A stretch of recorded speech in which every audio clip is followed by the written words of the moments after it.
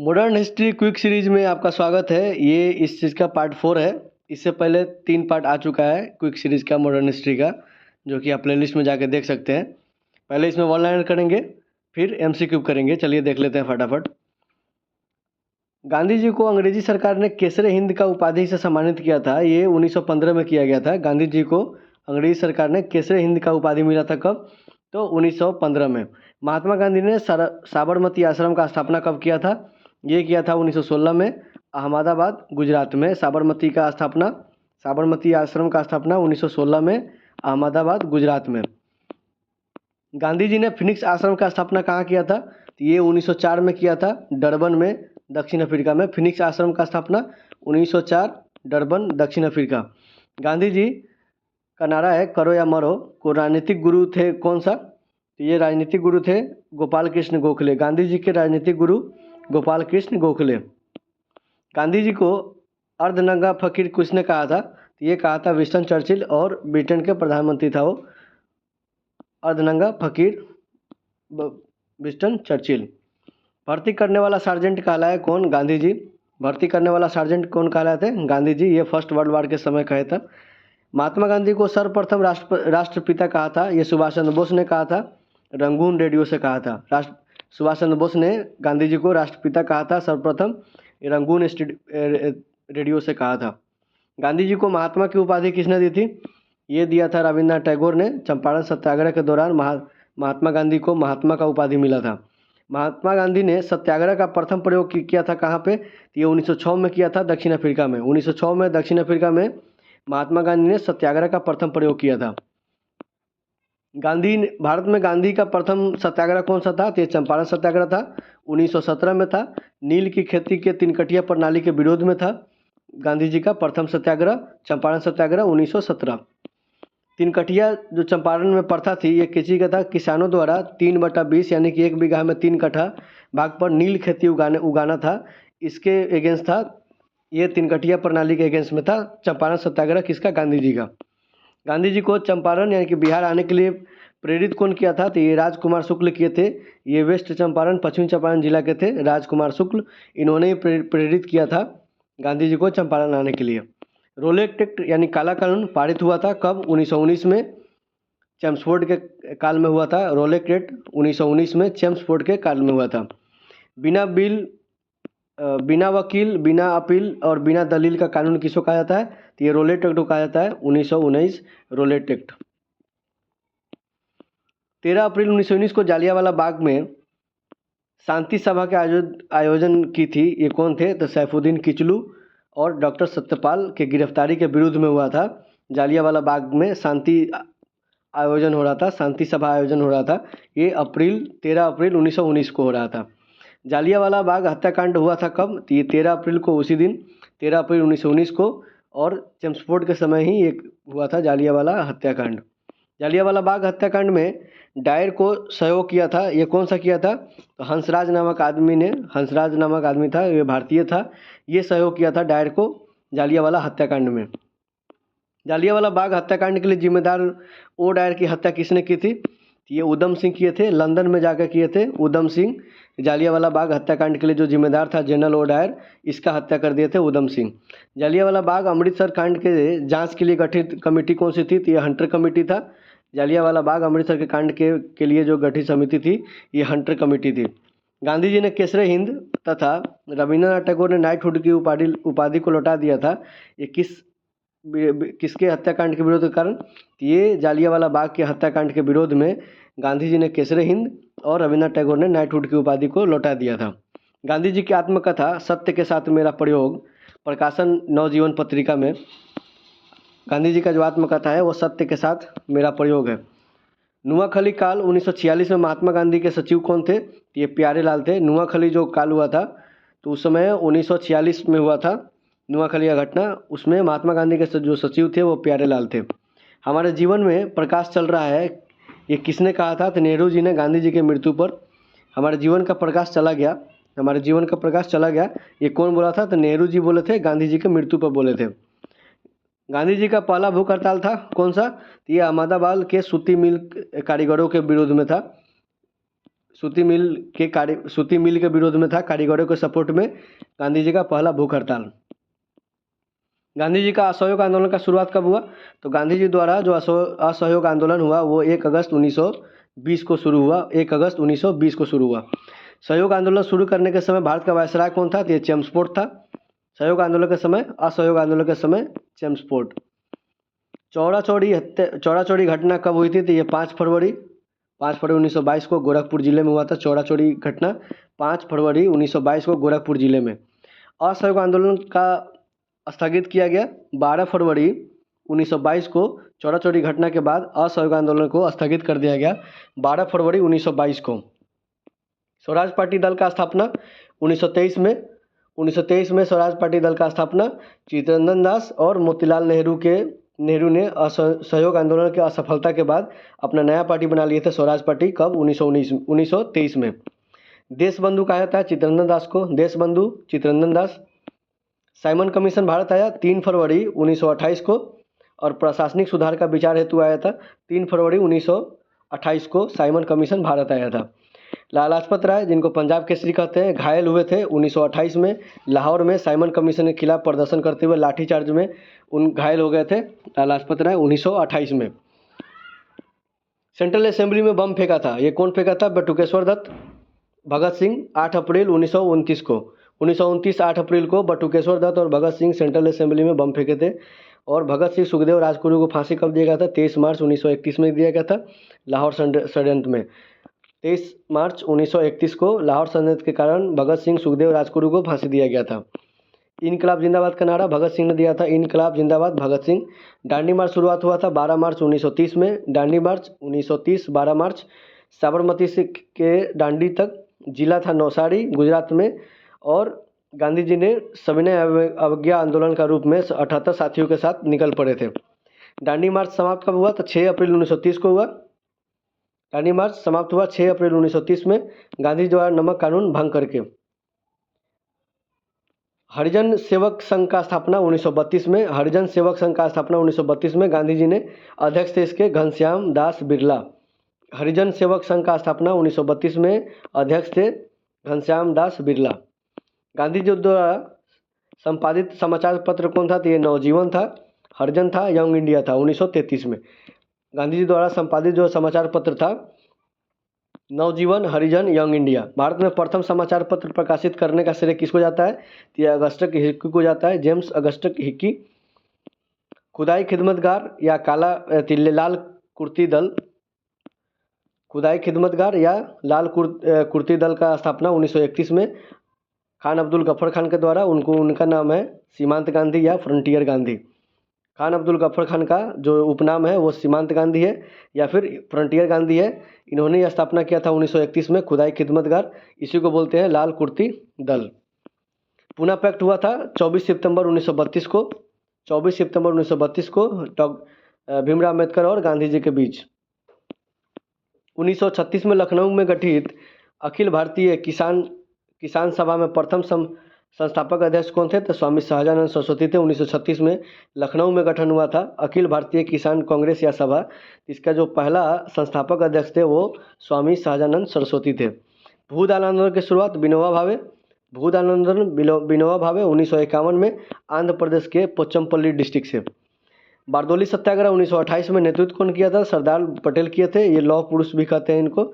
बारदोली सत्याग्रह 1928, सरदार पटेल लौह पुरुष। लौह पुरुष की उपाधि दिया था गांधी जी ने। लौह पुरुष का उपाधि कौन दिया था? गांधी जी ने दिया था। और सरदार की उपाधि इनको कौन दिया था? तो बारदोली की महिलाओं ने दिया था सरदार की उपाधि। प्रथम गोलमेज सम्मेलन 12 नवंबर 1930 में। प्रथम गोलमेज सम्मेलन 1930 में, 1931 में दूसरा, 1932 में तीसरा। तो पहला हुआ था 12 नवंबर 1930 में, लंदन में हुआ था, लॉर्ड इरविन के शासनकाल में हुआ था। प्रथम गोलमेज सम्मेलन उद्घाटनकर्ता कौन थे? तो जॉर्ज पंचम था। इसका अध्यक्ष कौन था? तो रेमजे मैकडोनाल्ड था। प्रथम गोलमेज का उद्घाटनकर्ता जॉर्ज पंचम, अध्यक्ष रेमजे मैकडोनाल्ड। द्वितीय गोलमेज सम्मेलन 1931 में लंदन में ये भी हुआ था। द्वितीय गोलमेज सम्मेलन में कांग्रेस का एकमात्र प्रतिनिधि थे महात्मा गांधी। कांग्रेस की तरफ से भाग लिया गया था महात्मा गांधी द्वारा।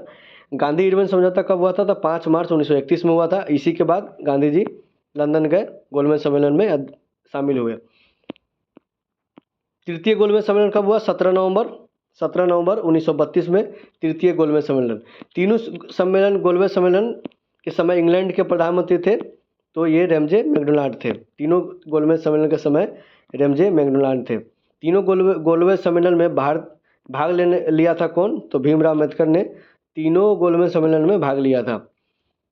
म्यूनिक पैक्ट संपन्न हुआ था, तो म्यूनिक पैक्ट हुआ था 1938 में। Munich pact 1938। अगस्त प्रस्ताव लाया गया था 8 अगस्त 1940 में। अगस्त प्रस्ताव 8 अगस्त 1940। क्रिप्स मिशन भारत आया तो मार्च 1942 में। क्रिप्स मिशन मार्च 1942। गांधी जी ने पोस्ट डेटेड चेक कहा था क्रिप्स मिशन को। गांधी जी ने क्रिप्स मिशन को पोस्ट डेटेड चेक कहा था। भारत छोड़ो आंदोलन की शुरुआत 9 अगस्त। भारत छोड़ो आंदोलन का शुरुआत 9 अगस्त 1942 में बम्बे से महात्मा गांधी द्वारा करो या मरो का नारा इसी समय दिया गया था। भारत छोड़ो आंदोलन के समय इंग्लैंड का प्रधानमंत्री कौन था? तो विंस्टन चर्चिल था। विंस्टन चर्चिल भारत छोड़ो आंदोलन के समय इंग्लैंड का प्रधानमंत्री था। भारत छोड़ो आंदोलन के समय गांधी जी को कैद किया गया था कहाँ पे? तो पुणे के आगा खां महल में किया गया था। पुणे के आगा खां महल में गांधी जी को कैद किया गया था। कब? भारत छोड़ो आंदोलन के समय।